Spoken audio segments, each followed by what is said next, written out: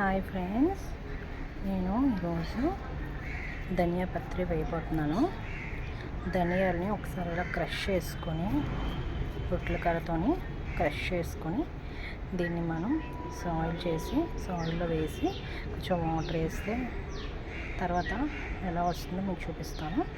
Friends, ఇదిగోండి oil దీన్ని ఇలా కట్ చేసుకున్నాను. నేను ట్రై చేద్దామని ఇలా వేసి ఇందులోని కూడా చూడండి ధనియా పత్రి వేసాను. దీన్ని మనం పైకి కిందకి కొంచెం వేసుకొని బాగా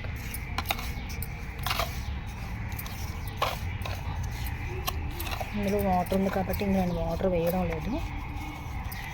వేసిన తర్వాత వాటర్ వేయాలంటారు కదా, వాటర్ ఉంది.